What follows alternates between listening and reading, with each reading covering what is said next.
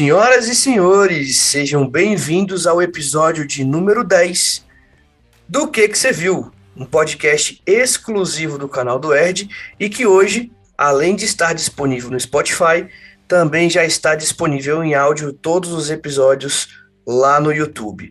E aqui comigo, dividindo a responsabilidade de falar sobre cinema, meu querido amigo Brunão. E aí, Brunão? Oi, ouvintes. E aí, menino Ed? Como é que você tá essa semana? Firme e forte, feito um prego melhor na areia. Como você Já gosta. É ritual falar isso. Exatamente. Não, eu tô bem também. Eu acho que mais firme do que prego na manteiga. Acho que essa semana foi mais tranquila. Teve jogo do Brasil, saímos mais cedo. Japão classificado. Japão... Japão classificado com honrarias. Para você que acompanha a gente aqui no podcast, fica o convite. Sigam o Brunão no Instagram, oxbruno, oxbruno, e acompanhem os melhores comentários sobre a Copa do Mundo disponíveis em toda a internet. Tô melhor que o Casimiro, cara, comentando os jogos nos meus stories. Um rival de nível pro Casimiro. Olha aí. Cara, mas eu tô feliz que o Brasil foi classificado, tô feliz que o Japão foi classificado, eu gosto muito do Japão, como o Ed já cantou a letra aí. E uma pena é que eles vão se encontrar, porque meu Japão vai ganhar da Sérvia. Croácia, Sérvia, né? Croácia, confundi. Croácia, e o Brasil vai ganhar da Coreia, e aí vai ser Brasil e Japão, e aí o coração vai estar muito dividido, mas fazer o quê? Tem que escolher, e é Brasil, né?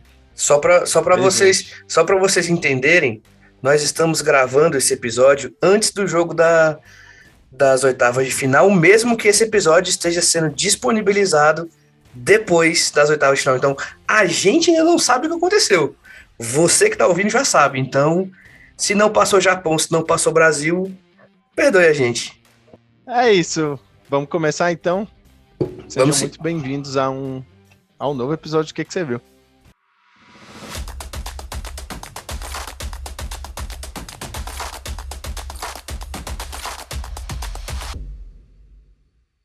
Brunão, antes de começar, antes da gente falar dos filmes que a gente vai comentar hoje, eu queria trazer aqui uma notícia muito legal para a gente que é cinéfilo, para a gente que gosta de cinema, que é a notícia da atualização da lista dos 100 melhores filmes de todos os tempos, que é feita pela tradicional revista britânica Sight and Sound. Essa lista é atualizada a cada 10 anos, começou a ser publicada em 52, que no ano que ela lançou foi até o Ladrões de Bicicleta, do Vitória de Sica, que ficou com o primeiro lugar, e que é a lista que popularizou o Cidadão Kane como o melhor filme de todos os tempos. Afinal, né, ele ficou aí em primeiro lugar dessa lista durante 5 décadas, né? Ele perdeu o primeiro lugar em 2012 para o Corpo que Cai, do Hitchcock, e esse ano a gente teve uma surpresa que é muito legal e muito representativa, porque é a primeira vez que um filme dirigido por uma mulher entra no top 1 dessa lista. O filme Jeanne Dielman, da diretora belga Chantal Akerman, fez história, né? O filme ele é um filme de 3 horas e 20 de duração, que conta a história de uma mãe que divide a rotina familiar dela com a vida como garota de programa. E é um filme que é um marco, assim, na quebra de status quo, que é uma referência para o feminismo no cinema, e que o mais legal é que, devido a essa coroação que esse filme recebeu, ele vai começar a entrar em alguns streamings no exterior e que possivelmente faça com que o filme seja disponibilizado no Brasil com maior facilidade para a gente aí no futuro. A lista da Sight and Sound ela é feita com base na opinião pessoal de críticos de cinema do mundo todo, diretores de cinema, personalidades relevantes para o cinema. Então a gente tem aí críticos de todas as nacionalidades, o Martin Scorsese participa, manda lá a listinha dele, a Sofia Coppola participa, enfim, várias pessoas participam e mandam a lista. Eles são convidados a participar e eles mandam lá, tipo, os 10 filmes preferidos deles. E a partir disso, essa lista é montada. O link para ver a lista completa, se você quiser lá dar uma conferida, eu vou disponibilizar no link lá na biografia do canal do Erd no Instagram. E aí, Bruno, eu queria te perguntar, você agora que, além de influenciador digital, você é um crítico de cinema, se você fosse convidado pela Sight and Sound para votar lá nos 10 melhores filmes de todos os tempos, quais seriam os 10 melhores filmes de todos os tempos de Bruno Araújo? Caraca, velho, que missão. É muito difícil escolher, sabe? Foi muito difícil escolher, porque como amante de cinema, você quer colocar um monte de coisa, mas não dá. Agora os 10, eu já começo com um filme que por muito tempo foi o meu filme favorito, e só que acaba mudando porque eu vou vendo novos filmes e é normal você mudar a sua cabeça também com o tempo e tudo mais. Mas não tem como eu não começar a minha lista falando de The Godfather, O Poderoso Chefão, parte um e parte 2. O parte 3 é meio debatível, só que um e 2, apesar de serem dois filmes diferentes e, como o nome já fala, partes diferentes, ah, você pode entender como um único filme. Eu separei na lista só para ficar mais fácil colocar os 10, mas eu separei o parte um e o parte 2 e, cara, Poderoso Chefão, para mim é fácil colocar nessa lista. Se eu fosse um dos votantes, um dos analistas, colocaria fácil ali no top 5. Mas para não se alongar muito, porque a gente ainda pretende falar sobre esses filmes aqui em episódios futuros, vou seguir com a lista. Eu super colocaria também o Inception, A Origem. Eu gosto demais desse filme. Eu acho, na minha opinião, o melhor filme do Nolan. E eu gosto muito do Nolan, então tinha que ter Inception aqui. Cara, outro que eu vou colocar é um que eu lembro de ter assistido quando eu era criança e eu derretia assim assistindo esse filme, eu derretia. A Espera de um Milagre é maravilhoso, é emocionante, atuações de alto nível, Tom Hanks e o Moreno, que eu não vou lembrar dele agora, o ator, o nome do ator, mas ele, cara, o filme é maravilhoso, A Espera de um Milagre tem, tem que estar na minha lista, tá na minha lista e com certeza eu votaria lá se eu fosse um dos analistas. Tinha que ter terror, né? Então eu coloco Evil Dead, apesar de não ser terrorzão por terrorzão, mas é um terror trash, eu gosto bastante. O primeiro, e eu coloco o primeiro aqui, que realmente tem um pé mais no terror tipo B ali do que no terror trecheira. O 2 já escracha tudo e vira trecheira, mas eu gosto muito do Evil Dead 1. E agora, atualmente, o meu filme favorito, eu poderia deixar para último, na verdade, eu vou deixar por último. O próximo, O Alto da Compadecida, eu gosto muito desse filme, eu gosto muito. Outro que eu sempre tô assistindo e assistia quando era criança e me marcou muito. Eu acho que, na minha opinião, é o melhor filme brasileiro, assim, e eu gosto bastante. O próximo é um que foi importante pro cinema, a gente já comentou sobre ele aqui bem rapidamente, que é Matrix. Mudou tudo que se entende de efeitos especiais, foi um marco pro cinema de ação e tudo mais, então eu gosto muito de Matrix e tinha que estar aqui. E o próximo é muito louco, porque ele se relaciona com Matrix até sobre é, as questões filosóficas, sobre sua realidade, e enfim, várias questões se tudo que você entende como real é realmente real e tudo mais. E é Bandersnatch, Black Mirror.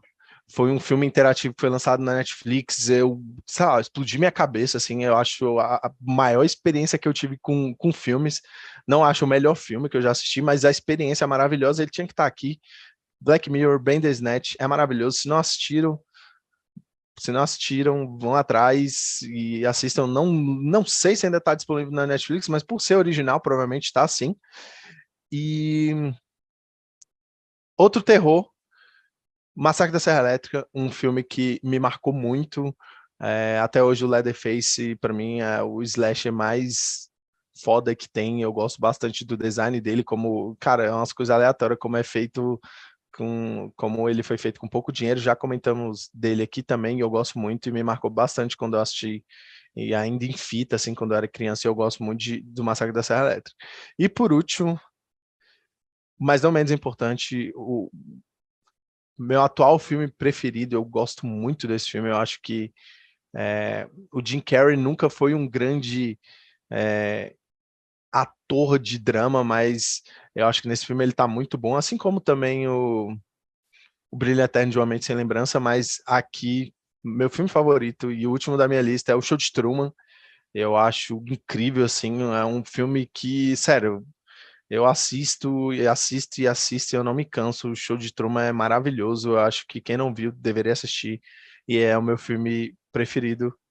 E com certeza estaria lá no topo da lista que o Ed falou. E os seus, Ed? Os seus 10? Show de bola, mano. Curti muito a lista. Há um tempo atrás eu fiz uma crítica lá pro canal no YouTube do porquê que Cães de Aluguel do Tarantino era o meu filme favorito do Tarantino e um dos meus 3 filmes favoritos. Porque já tem alguns anos que eu sempre rodo de posição os meus 3 filmes favoritos. Então, a minha lista eu vou falar dos meus 3 favoritos em ordem atualmente. Os outros não estão tão em ordem assim, mas vai dar pra ter uma noção. Manda. Cara, tá vendo? Por isso que eu falei que é difícil. Tu puxou o Tarantino, eu pensei nele. E, tipo, eu amo todos os filmes do Tarantino. E eu falei, cara, qual que eu escolho pra colocar? E eu cheguei à conclusão que, tipo assim, não dá. Eu acho que o Tarantino tá numa lista à parte. É tipo assim, os- eu escolhi aqui os 10 filmes favoritos, mas eu acho que o Tarantino é uma lista à parte. É tipo assim, não, tem 2 listas de filmes favoritos. É como se o Tarantino fosse. Só o Tarantino fosse um item dessa lista com todos os filmes, entendeu? Eu gosto muito. Perfeito. E. Mas, como eu te falei, é muito difícil, cara. Acabei tendo que fazer essa concessão, mas, pô, deixar o Tarantino de fora, eu me sinto tão errado. Meu Deus. Você tá errado. Exatamente. Meus 10 seriam, em primeiro lugar, Rashomon, do Akira Kurosawa. É um filme que traz uma narrativa muito inovadora para a época. Segundo lugar, Laranja Mecânica, do Stanley Kubrick. É um filme que da década de 70 que é completamente atemporal. A gente consegue ainda ver muitas coisas hoje, em 2022, sendo refletidas no filme da década de 70 que retratavam o futuro. Cães de Aluguel, do Tarantino, que para mim é o melhor trabalho dele. Muitas pessoas falam de Django, Bastardos Inglórios, Pulp Fiction, Viu, enfim, meu? Kill Bill. Eu tenho muita preferência pelo Cães de Aluguel porque, como a maioria das pessoas sabem, eu amo filmes de estreia e sendo o primeiro grande projeto dele, ele mostra ali basicamente tudo que ele vem mostrar depois, tendo uma condição de produção melhor. Os outros filmes da lista não estão em ordem, seriam Amor à Flor da Pele, do Wong Kar-wai, Drive, do Nicholas Winding Refn, Onde os Fracos Não Têm Vez, dos irmãos Coen, Old Boy, do Park Chan-wook, M, O Vampiro de Düsseldorf, do Fritz Lang, Cidade de Deus e Doze Homens e uma Sentença, do Sidney Lumet. Esses seriam meus top 10, que possivelmente semana que vem sejam outros, enfim. Essa lista é completamente mutável, por isso que eu acho que essa publicação da Sight and Sound é tão relevante, tão importante, porque nenhuma publicação reúne tantas opiniões diferentes, tantas pessoas de lugares diferentes, com culturas diferentes, profissões diferentes, para opinar sobre o cinema, que é uma das coisas mais fodas que existem na humanidade.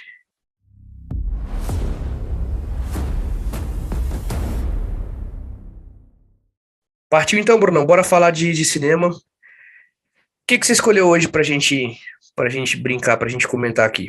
Me conta aí o que você viu.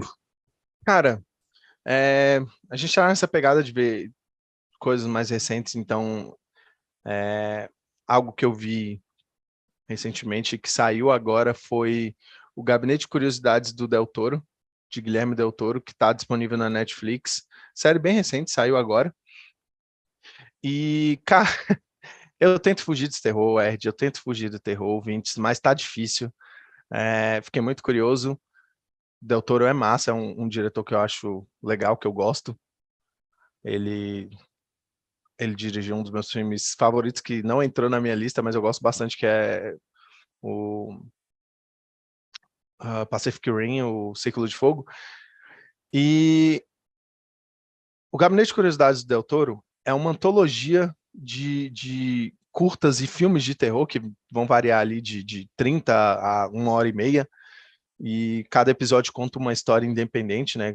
Como eu falei, é uma antologia. E A série é muito interessante, tem cada episódio da série é um filme, e cada filme é dirigido por pessoas diferentes, por diretores diferentes, mas o Del Toro que produziu, se eu não me engano, ele se envolveu nos roteiros, e a série é muito legal, porém, ela pode não pegar todo mundo, porque os episódios de um para outro muda muito o estilo do terror, sabe? Um episódio pode, sei lá, ter umas coisas aleatórias como um rato gigante e o outro ET. E isso de ter diretores diferentes e provavelmente não, e roteiristas diferentes trabalhando com o Del Toro, fez com que a série oscilasse muito de qualidade. Então você tem um episódio muito bom, aí o próximo pode ser tipo muito fraco para você. Para mim foi assim, tem episódios bons e episódios muito ruins. E uh, isso me lembrou bastante uma outra série também que eu inclusive vou comentar aqui, mas eu acho que vale a pena ser assistida, sim. Pode te pegar. Como eu falei, por ser de diferentes diretores, cada episódio tem muito estilo, assim, muda o estilo de fotografia, o estilo dos efeitos. Às vezes um episódio pode usar um pouco mais de CG, o outro pode usar um pouco mais de efeito prático, mas tem, no geral, mais efeito prático. E eu acho que é um dos super trunfos, assim, dessa série. Efeito prático no terror é sempre muito, muito diferente e edificante assim para o filme. Eu gosto muito de efeito prático e é isso. Eu acho que vale muito a pena ser assistido. E agora já puxando uma outra série exatamente no mesmo estilo que eu assisti antes, inclusive saiu antes, Into the Dark, também uma série de curtas e filmes antológicos que, enfim, cada episódio é um filme e tem sua própria história. É uma série também de terror, feita pela Blumhouse, produzida pela Blumhouse, e tem a mesma pegada do Gabinete de Curiosidades do Del Toro, são diferentes diretores fazendo diferentes histórias, têm a liberdade de escrever sua história e criar seu episódio e seu filme, e de novo ela cai no mesmo problema do Gabinete de Curiosidades do Del Toro, por ter vários diretores e cada episódio ser diferente um do outro. A série também oscila de qualidade, tem muitos, só que essa eu acho que tem mais episódios ruins do que episódios bons, e infelizmente tu tem que ir assistindo para ver o que que é bom, o que que é ruim, o que que tu acha legal, o que que tu não acha legal. E essas duas séries, falando em ontologia, elas me lembram muito de American Horror Story, uma série que eu queria comentar aqui. Não assisti todas as temporadas, assisti uma ou duas, assim, e só que American Horror Story, diferente dessas duas, eu acho que é a indicação muito certa, porque as temporadas que eu assisti, elas foram muito consistentes, muito boas, e eu queria falar de antologias justamente porque nessa pegada de antologia, além de American Horror Story, tem, fugindo do terror agora, American Crime History, que é o History, enfim, que tem, se eu não me engano, 3 temporadas já, e cada temporada se propõe a fazer uma espécie de documentário, só que meio fictício ali, toma suas liberdades criativas para criar um enredo, mas a primeira temporada fala sobre um crime super famoso que moveu os Estados Unidos, que é o crime do O.J. Simpson, que era um jogador muito famoso Era de basquete, Ed? Ou de futebol americano? Não tô lembrado, tu lembra? Futebol americano. Futebol americano, assim, ele era gigante, fez locademia de polícia, e ele foi acusado de matar a própria esposa, e aí foi conhecido como o julgamento do século, assim, moveu os Estados Unidos. E a primeira série é maravilhosa, ela rapou tudo no Emmy. A primeira temporada mostra todo o julgamento, assim, e todas as suas consequências e tudo mais, e é muito massa, porque tem o ator que faz o Ross em Friends, e ele tá muito bom, assim, ele fazendo um papel dramático. Tem o John Travolta também fazendo um advogado. Cara, as atuações, assim, estão em alto nível. Tem a, O, caraca, a O atriz de... Ross, o Ross é só o pai das Kardashian na série, É, que era amigo tu lembra? pessoal, que era amigo pessoal do O.J. Simpson, que é interpretado pelo Cuba Gooding Jr. na série, de maneira É verdade. brilhante, e que é um caso que cara, virou assim, tipo, um evento, saca? Tipo, nunca se teve tanta comoção com o julgamento desde esse até agora o que aconteceu com o Johnny Depp, né? Daqui a pouco o caso de Johnny Depp vai virar um American Crime History. É verdade. Cara, não, e tu bem lembrado do Cuba Gooding Jr., que tá muito bem assim na série, apesar de eu achar que ele não tem nada a ver com o Jay Simpson, mas ele tá muito bem lá. E tem, cara, como é que é o nome da atriz que também tá em American Horror Story e também tá em Glass? É a Sarah Paulson, pô. É, a Sarah Paulson, isso, ela é muito famosa, que vergonha esquecer o nome dela, que vergonha. E ela é muito boa também, ela faz uma promotora que enfim, tá contra o OJ, assim, a série é muito maravilhosa e como eu falei de antologia, eu não queria deixar de falar dessa série antológica, a segunda temporada fala sobre o assassinato do Versace, e que também é um caso bem famoso, assim, essa temporada eu não assisti, mas a série é muito boa e eu super indico a primeira temporada que fala do, do, do O.J. Simpson. Eu acho que a segunda E, temporada ela tem uma quebra muito absurda, assim, em relação à qualidade. Até porque eu acho que os casos tiveram uma proporção muito diferente. Então, quando você traz o caso do O.J. Simpson, era algo muito mais fácil de você já criar uma conexão e querer buscar aquilo para assistir. O do Versace, um pouco menos, assim. Eu mesmo tentei assistir assim logo de emendado, quando eu terminei o O.J. Simpson, e eu confesso que eu abandonei no meio porque eu achei, falei, não me pegou tanto assim, não. como eu falei, eu assisti a primeira, mas a primeira é maravilhosa, rapou tudo no M, vale muito a pena ser assistida. Eu tô tentando convencer muitas pessoas a assistir essa série há bastante tempo, porque ela, sei lá, acho que para muita gente ela ficou abaixo do radar e não sei. Assim que ela saiu, como eu sabia mais um pouco, mais ou menos um pouco do contexto do julgamento do século, do O.J. Simpson e tudo que cercava o caso, eu fui correndo assistir a série e eu saí, tipo, meu Deus, assim, com a mão na cabeça, tipo, puta que me pariu, o que que eu acabei de assistir? Essa série é maravilhosa e eu super indico e sobre o Gabinete de Curiosidades Del Toro, é, vai com as expectativas baixas, mas se você gosta de terror, eu acho que ela precisa ser assistida até para você ver assim os diferentes estilos dos diretores e o que eles podem fazer com o terror, sabe? Into the Dark é a mesma coisa, também indico, mas vão com a expectativa baixa para, sei lá, você não sair muito bolado com certos episódios. Tem episódios que são muito bons, mas tem outros que são muito fracos, assim, e tem essa montanha russa de qualidade nessas duas séries. Só para fechar aqui, que o Brunão falou do American Crime Story, a primeira temporada o Jay Simpson, a segunda temporada a morte do Versace, e a terceira temporada é o caso do Bill Clinton com a Monica Lewinsky, que quebrou aí a política estadunidense na época, né? Caso bem famoso.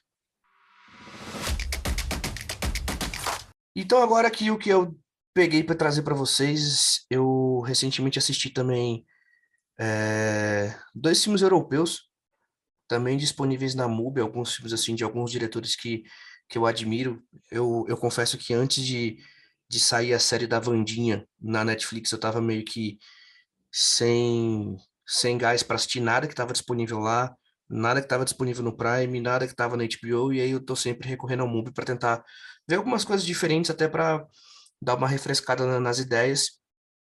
E vou começar falando do filme de 2000, dirigido pelo Michael Haneke, um dos diretores mais estranhos e obsessivos que eu conheço, que é o Código Desconhecido. É um filme de 2000 dirigido pelo Haneke. O Haneke que em 98 dirigiu um filme muito bom, extremamente incômodo, chamado Violência Gratuita, que nos anos 2000 ele decidiu fazer a refilmagem do próprio filme, só que com uma versão americana, né? E o Haneke ele tem meio que uma, uma obsessão pela incomunicabilidade das pessoas, né? E mostrar como que essa incomunicabilidade dos seus personagens, elas permeiam qualquer tecido social, assim, né? O Código Desconhecido, ele conta uma história de vários personagens que acabam se entrelaçando por um acontecimento ao acaso, assim, né? A Juliette Binoche, ela tá saindo na rua, a personagem dela cruza com o irmão do namorado que fugiu do pai que morava na fazenda. Ele acaba tendo uma atitude idiota, ele joga um papel de pão numa moradora de rua que estava no chão, e um personagem negro que estava passando por perto vê a cena, fica puto e vai lá tomar satisfação com ele, pedindo para ele pedir desculpa pra, pra mulher, porque ele não devia ter feito aquilo, assim, saca? E a partir disso é muito interessante como o filme trata tanto a xenofobia quanto o racismo do ponto de vista de uma crítica social à própria civilização europeia, digamos assim, né? O filme ele se passa em Paris. A cena inicial onde acontece essa cena, ela é um plano sequência absurdamente bem filmado, é um plano lateral, assim, que filma os personagens andando, então a cena vai e volta constantemente, abandona um personagem, vai para o outro, você vê a Juliette Binoche andando, depois você vê o personagem negro tocando alguns instrumentos no fundo, ele é um professor de música e tudo mais, é, e o filme ele tem essa premissa e ele parte dessa história. O que que acontece a partir disso, né? O personagem do rapaz que vai tomar satisfação acaba sendo meio que punido, digamos assim, porque pelo simples fato dele ser negro, ninguém leva ele em consideração. O menino é liberado, Juliette Binoche é liberado, a menina, a senhora que é moradora de rua, descobre-se que ela era uma pessoa que estava em Paris sem documentação, ela é deportada de volta para a Romênia, que é o país dela. E aí a gente tem muito contraponto de que lá em Paris ela não era ninguém. Quando ela chega na Romênia, ela é uma chefe de família, respeitada, ela tem muito carinho dos filhos, do esposo e tudo mais. A Juliette Binoche interpreta uma atriz em ascensão, que está começando ali uma carreira, que namora um fotógrafo de guerra. Então ele traz um pouco desse contexto também de uma guerra específica que eu confesso que eu não lembro uma guerra que está acontecendo, que ele viaja para poder fazer as fotos. E esse irmão dele, que é o irmão mais novo, mora na zona rural ali da França e ele não quer ficar na fazenda com o pai. E o filme gira em torno dessas histórias e a forma como o Haneke constrói a narrativa, ela é muito fragmentada, porque o filme em nenhum momento ele segue uma linha narrativa muito óbvia. Ele traz fragmentos e sempre a cena tá acontecendo e a cena começa sempre do nada e termina sempre do nada, tela preta. Começa uma nova sequência. Aí a cena começa do nada, termina do nada, vem uma nova sequência. E assim a gente segue por mais ou menos uma hora e pouquinho. Dos filmes do Haneke, é um filme bom, é um filme ok, assim, não é dos melhores. Violência Gratuita, para mim, é um dos melhores. Cachê, que é um filme que veio um pouco depois do Código Desconhecido, eu ainda acho também melhor. Até o Vídeo de Benny, que é um filme mais antigo dele, que é bem bizarro, assim, né? De um garoto que filtra sua própria realidade para produzir um vídeo lá, assim, ele é meio bizarro. Só que para mim os grandes filmes do Haneke são o Amor e A Fita Branca, né? A Fita Branca que conta a história de um povoado que fica é, entre os países ali em conflito na Primeira Guerra, com a Polônia e a França, e aí quando acontece a morte lá de um cara famoso, que eu esqueci o nome porque eu não lembro muito desse negócio da história aí, um cara morre e a Primeira Guerra começa porque esse cara foi morto, né? Eu lembro que rola isso. E aí o filme desenrola a partir de como que esse povoado começa a lidar com o fato da guerra começando. E o filme Amor conta a história de um casal de idosos que vivem sozinhos no apartamento há muito tempo casados e eles têm que lidar ali com as dificuldades da terceira idade. Assim. O Haneke ele tem muitas peculiaridades na forma dele contar as histórias dele. Assim. Então, e ele tem uma obsessão mesmo por lidar com as dificuldades de comunicação entre as pessoas. Então, o Código Desconhecido é um filme que retrata muito bem isso. É um filme que é legal, mas não é um filme para todo mundo. Tem seu público, mas pode ser que não agrade pela forma como a narrativa é conduzida, por ser uma narrativa que é conduzida de uma forma mais lenta, com uma construção um pouco diferente. O segundo filme é A Garota Desconhecida. Então são dois filmes de desconhecidos, né? O Código Desconhecido e A Garota Desconhecida. A Garota Desconhecida é um filme mais recente, dirigido pelos irmãos Dardenne, que conta a história de uma médica que está desenvolvendo ali um estagiário na clínica onde ela trabalha. E a campanha do escritório dela toca numa noite e ela impede que o estagiário vá atender a porta porque o expediente deles já estava encerrado há mais de uma hora. A campanha não toca uma segunda vez, ela fala, se fosse urgente, ela tocaria a campanha de novo. No dia seguinte, a polícia bate no escritório dela perguntando se ela conhecia a menina que bateu na porta dela, porque a menina foi encontrada morta. E ela carrega uma culpa de não ter aberto a porta para a menina e poder ter mudado a história dela, assim, né? Ter salvado a vida dela.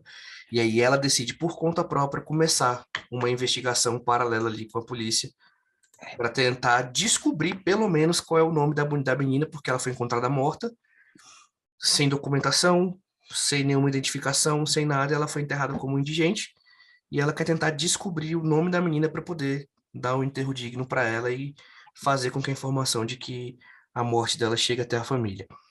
E aí, mais uma vez, a gente se depara com umas questões de conflitos tanto raciais quanto de países diferentes, né? A menina que é morta, ela é uma garota de programa, negra. é, Durante o processo de investigação da protagonista, ela acaba descobrindo algumas coisas que trazem essa questão conflitual racial. Então, é um filme que é um noir moderno, digamos assim. Muito interessante, o filme se desenvolve de uma forma até surpreendente pro desfecho. E esse filme, sim, eu recomendo muito, assim, para quem gosta de um bom suspense, para quem gosta de uma boa história, de investigação, principalmente. Não, não é um Seven. O Seven, ele é a essência de um filme de investigação, né? Mas ele é um filme que segue umas batidas mais lentas, só que não deixa de ter um processo de investigação muito interessante, porque o filme ele não acompanha a investigação policial, ele acompanha a investigação de uma pessoa comum, uma médica que só quer encontrar uma forma de se redimir de um erro que ela acredita ser culpa dela, que ela acredita ter um pouco de responsabilidade por conta disso. Então, fica aí também mais uma sugestão. A Garota Desconhecida e o Código Desconhecido, os dois filmes disponíveis na MUBI. E só rapidinho, só para fechar, antes de a gente começar a fazer essa gravação, eu estava assistindo na Netflix um documentário que saiu recentemente, pelo que eu estava vendo, chamado A História do Cinema Negro nos Estados Unidos. É um documentário que eu tava vendo aqui, assisti quase uma hora e pouquinho dele, não terminei de ver ainda, mas que eu tava achando muito interessante, que ele traz um apanhado bem bacana sobre como que funcionava e como passou a funcionar a representação do negro no cinema, tanto na época da década de 10, década de 20, na época que a galera fazia blackface para poder ter negros nos filmes, e em que determinado momento os negros passaram a culturalmente criar formas e mecanismos de serem aceitos dentro da indústria cinematográfica, ali, o período de segregação racial que teve nos Estados Unidos, a morte do Martin Luther King, do Malcolm X, como que isso influenciou culturalmente a comunidade negra a produzir cinema, a fazer cinema e a fazer parte ativa desse processo. Então, também fica aí mais uma sugestãozinha da Netflix para quem quiser ver um documentário sobre cinema.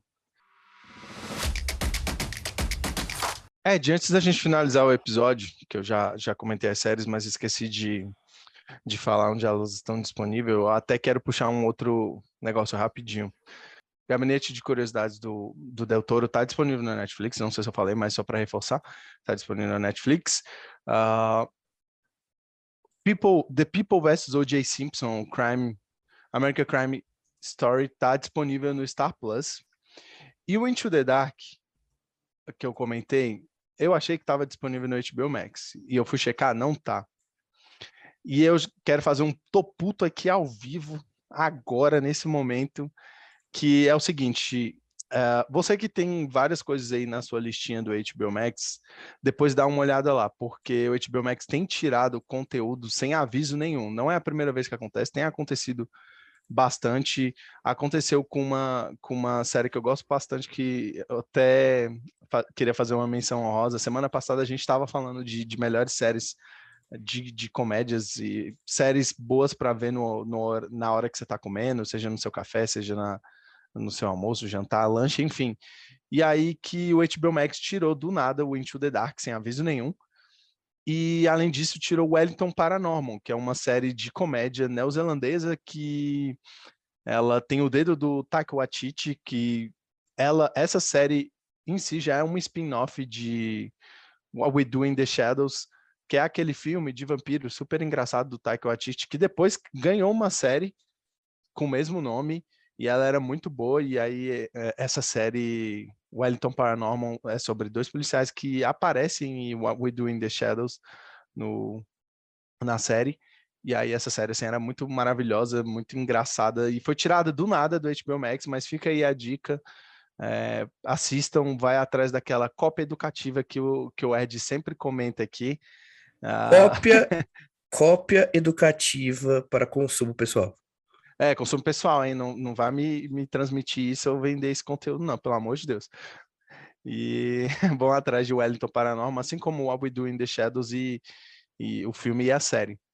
E aí eu queria deixar esse toputo da semana, velho. HBO Max sumindo com conteúdo do nada, assim, do nada. O Ed também reparou que alguns conteúdos estavam desaparecendo e eu queria comentar isso aqui. Deem uma olhada lá na listinha de vocês do HBO Max para ver se não sumiu nada que você estava querendo muito assistir e sumiu sem aviso prévio, sem nada. E aí, antes de terminar, como eu falei semana passada, a gente falou sobre várias séries, mas a gente estava falando muito de cabeça e acabou passando umas que a gente não comentou e eu queria muito comentar aqui, que assistam Community. Community é maravilhoso, tem 6 temporadas, mas só assistam até a quinta, não assistam a sexta, é horrorosa, de verdade. E Atlanta, série do Donald Glover, que é o Childish Gambino, do This is America.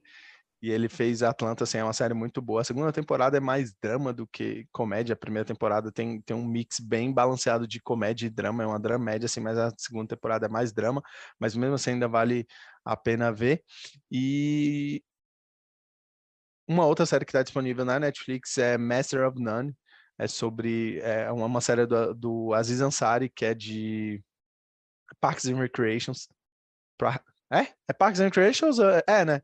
Park and Recreation, e ele fez uma série assim maravilhosa que conta mais sobre a comunidade indiana nos Estados Unidos, tudo mais, por ele ser um indiano também, e o que os indianos passam e tudo mais. É uma série muito cultural, assim, sobre a Índia e como os indianos se relacionam com a cultura dos Estados Unidos. É bem legal, assim. É uma série muito engraçada, mas que também tem drama. É bem na pegada de Atlanta, para quem já assistiu. Eu super indico o Master of None. É isso, gente. Muito obrigado você que está aí escutando a gente enquanto lava a louça, na academia, dirigindo no transporte público, arrumando a bolsa das crianças para ir para o colégio amanhã. Enfim, obrigado por dedicar o tempo de vocês aí, compartilhar o tempo de vocês com a gente. Segue a gente no YouTube, canal do Erd. Segue a gente no Instagram, canal do Erd. Agora o podcast está disponível tanto no Spotify quanto no YouTube. Lá no YouTube, deixe seu like, se inscreve, ativa o sininho para receber as notificações quando tiver episódios novos. Aqui no Spotify, vai lá em cima, bota as estrelinhas para que o nosso podcast fique mais relevante e chegue para mais pessoas. E é isso, Brunão. Obrigado por mais um episódio, obrigado por mais uma parceria. Hoje foi naquele estilo padrão, rapidinho, mas a gente está preparando 2 episódios especiais aí ainda até o final do ano que vai chegar para vocês. Fiquem tranquilos que para quem gosta dos episódios grandões, ainda tem mais 2 para vir aí. Muito obrigado, Ed. É sempre uma honra estar aqui falando de cinema contigo. E muito obrigado, ouvintes, por sempre levar a gente com vocês e ouvir até o final. E como o Ed falou, se vocês gostaram, não esquece de colocar 5 estrelinhas no Spotify, é muito importante. E sigam as redes sociais. E é isso, abração. É isso, valeu e até o próximo episódio.